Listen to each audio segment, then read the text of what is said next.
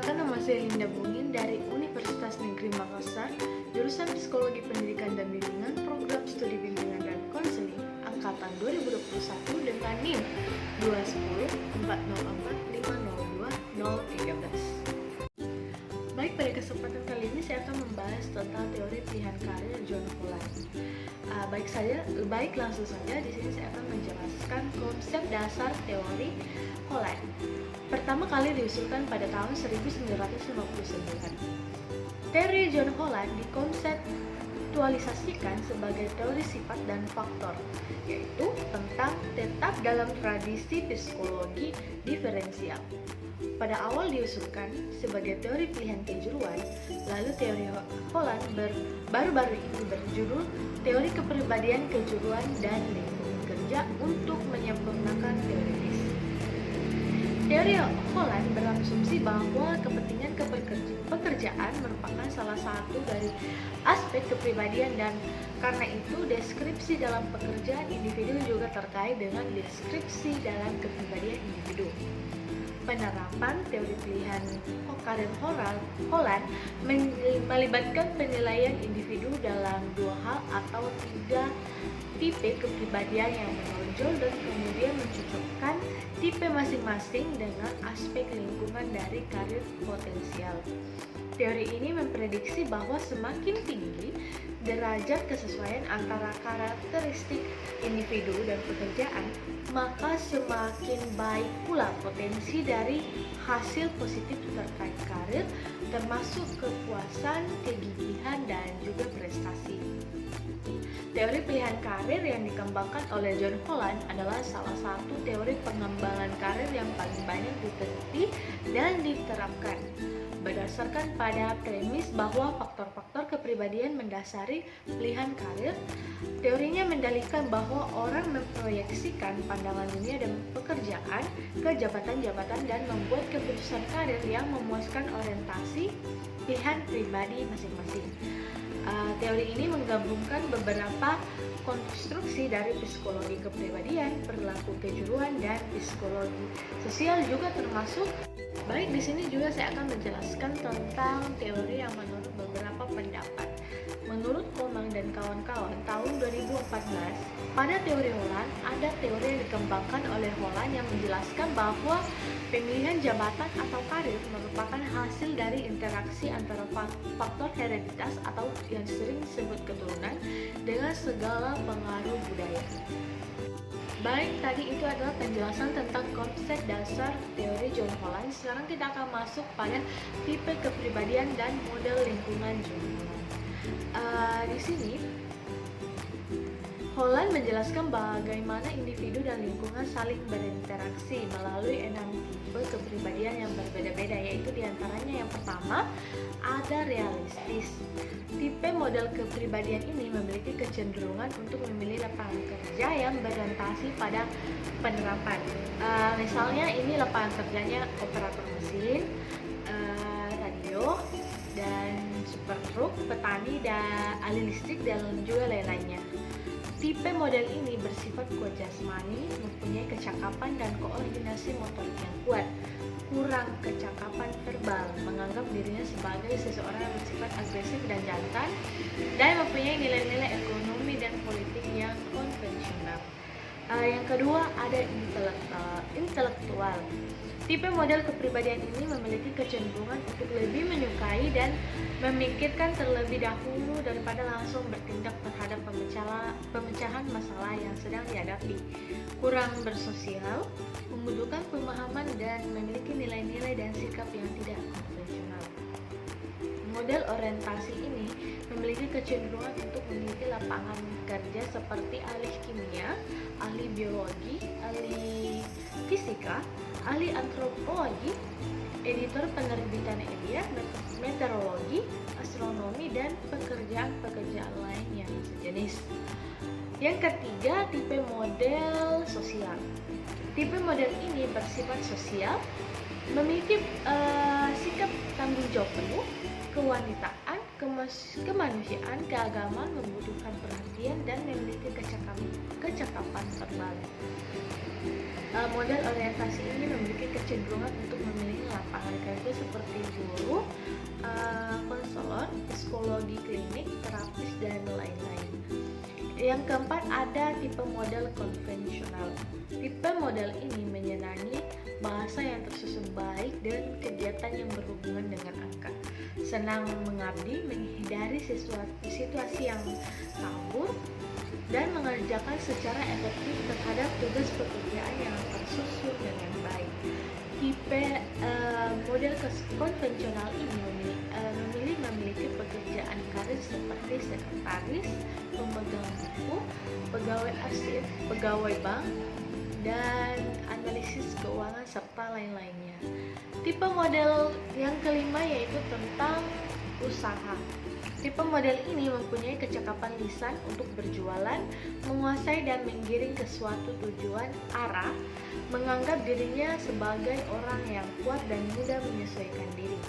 Tipe model seperti ini cenderung memiliki pekerjaan seperti pedagang, suka politik, manajer, perwakilan dagang, dan konsultasi hubungan industri.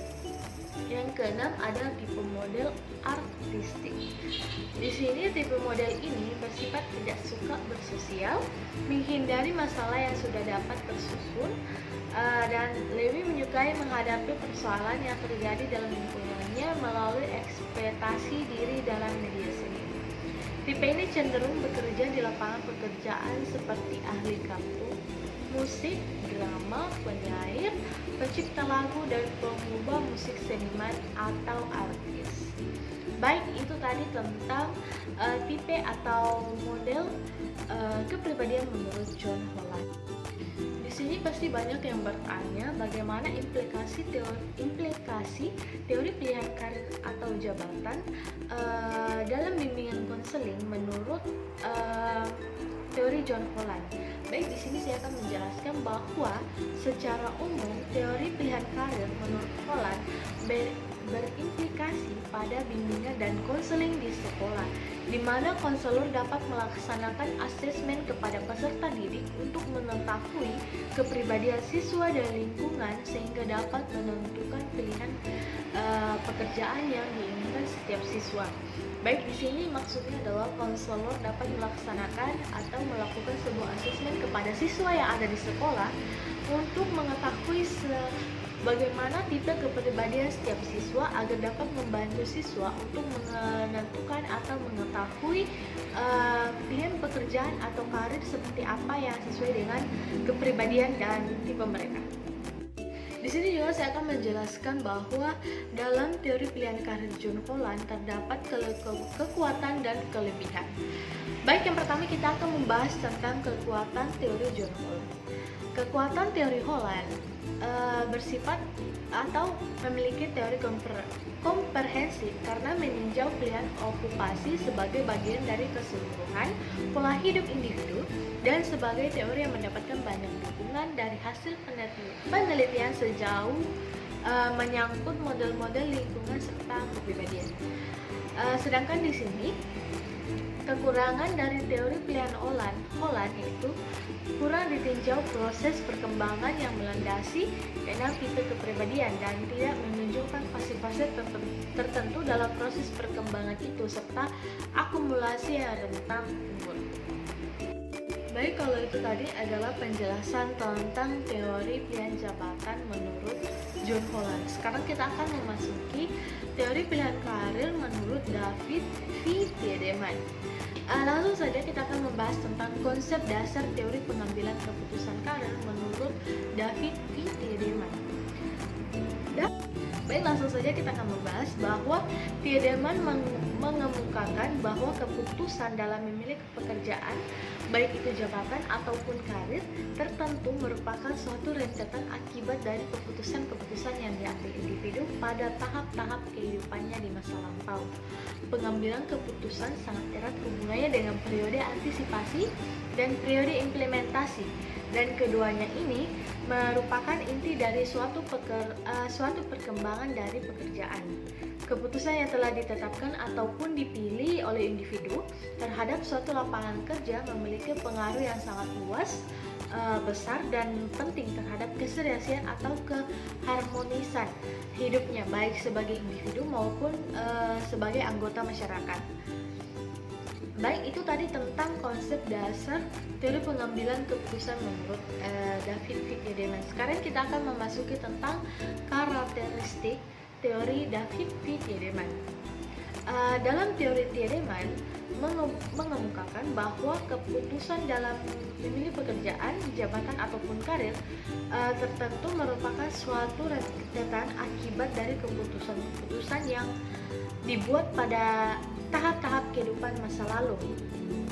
Di sini menurut Erwin Tree tahun 2012 mengemukakan bahwa pembuatan keputusan menurut David V. Tiedemann dibagi menjadi dua periode, yaitu periode antisipasi dan periode implementasi. Baik, di sini kita langsung saja masuk untuk menjelaskan apa sih atau bagaimana periode antisipasi itu bekerja.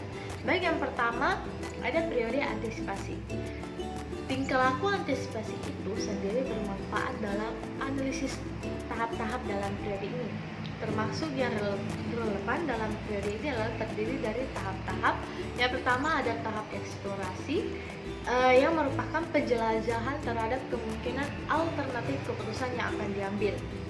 Yang kedua ada tahap kristalisasi, yaitu dengan stabilnya pikiran dengan terjadinya ukuran diri dari berbagai kemungkinan, maka terjadilah suatu pola dalam bentuk alternatif dan segala konsekuensinya. Yang ketiga ada tahap pemilihan. Sama halnya dengan perkembangan kristalisasi, proses pemilihan pun terjadi. Masalah-masalah individu yang berorientasi pada tujuan yang relevan, yaitu individu yang mulai mengorganisir dalam melengkapi dan menyesuaikan terhadap berbagai pilihan atau untuk masa lalu yang akan atau untuk masa yang akan datang. Di sini ada juga tahap klasifikasi maksudnya. Individu meneliti kesempatan yang luas dan mendalam, sehingga mengungkapkan sesuatu yang lebih baik dan sempurna untuk masa yang akan mendatang dan menghasilkan potensi tindakan yang nyata dan terarah. Yang kedua ada periode implementasi dan penyesuaian. Periode implementasi dan penyesuaian ini digolongkan menjadi 3 tahap, yaitu yang pertama ada tahap induksi, yang dimana pada tahap ini dimulai dari pengalaman dan kesimpulan yang diteliti. Seorang individu mengorganisir karir dari tujuan individu ke dalam interaksi yang berhubungan dengan masyarakat, misalnya melanjutkan sekolah atau pekerjaan. Yang kedua ada tahap transisi. Dalam tahap ini, orientasi yang diutamakan adalah disesuaikan dengan penetapan tujuan karir yang diambilnya. Yang ketiga ada tahap mempertahankan. Pada tahap ini, individu memelihara keputusan karir yang telah diambilnya. Prospek terhadap segala usahanya telah menuju kepada status di masa mendatang dan seterusnya akan berkembang menjadi pembina karir. Baik, itu tadi tentang karakteristik. Sekarang kita akan masuk pada ketergantungan keputusan dan perkembangan pekerjaan menurut David V. Tiedemann. Proses mengenai langkah menentukan suatu tindakan dan implementasi keputusan dengan tujuan untuk membawa atau mengarahkan minat khusus ke dalam suatu hubungan kerja sama mungkin akan dapat dicapai dalam setiap keputusan yang berkaitan dengan perkembangan kerja. Perkembangan kerja diidentik dengan perkembangan diri, yaitu self development. Dengan tujuan yang ingin dicapai ialah menggandakan pilihan, memasuki pekerjaan dan kemajuan dalam pendidikan dan pekerjaan yang akan ditempuh. Persiapan yang perlu atau keputusan yang perlu dan sangat berpengaruh kepada pola tindakan seseorang itu terdiri dari yang pertama ada suatu keputusan yang sedang dipikirkan sekarang. Yang kedua ada keputusan terdahulu yang belum lengkap atau belum selesai tindak lanjutnya. Baik, yang pertama ada keputusan tertentu yang sedang dipikirkan sekarang. Yang kedua ada keputusan terdahulu yang belum lengkap atau belum selesai tindak lanjutnya. Yang ketiga ada keputusan kemudian yang belum dilaksanakan oleh individu. Baik, sekarang Dalam teori David P. Edelman terdapat pula kekuatan dan kelemahan teorinya. Baik, langsung saja kita akan membahas tentang kelemahan atau kekurangan dan kelebihan dari teori David P. Edelman. Yang pertama kita akan membahas tentang kekuatan teori dari David P. Edelman. Yang pertama kekuatannya yaitu meningkatkan kesadaran diri. Yang kedua, perhatian diarahkan pada upaya mempengaruhi perubahan dan pertumbuhan. Yang ketiga, adaptasi dengan lingkungan kerja untuk mendapatkan afiliasi yang bermakna dengan kelompok sebaya juga mendapatkan peningkatan. Yang keempat, teori ini mempunyai dampak yang penting terhadap proses pembuatan keputusan. Yang kedua, ada kelemahan teori David P. Edelman, yaitu yang pertama, dukungan dan data empiriknya masih sangat terbatas. Yang kedua, ketiadaan instrumen yang cukup untuk teori ini. Dan ini adalah kelemahan dari teori David P. Edelman. Sekarang kita akan membahas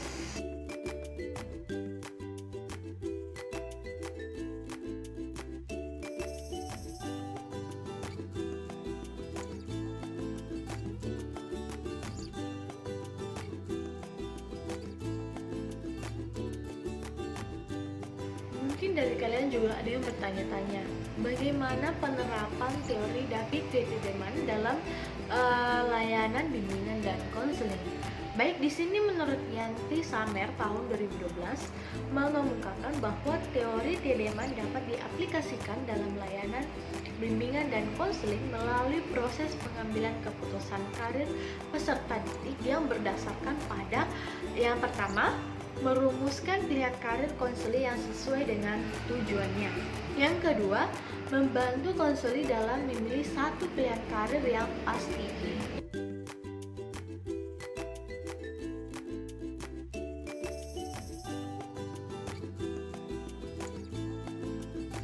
Yang ketiga, konselor memberikan strategi untuk memfasilitasi perkembangan karir ataupun penjelasan tentang proses pemilihan keputusan karir konseling. Dan yang terakhir, yang keempat, melakukan studi mengenai perkembangan karir individu.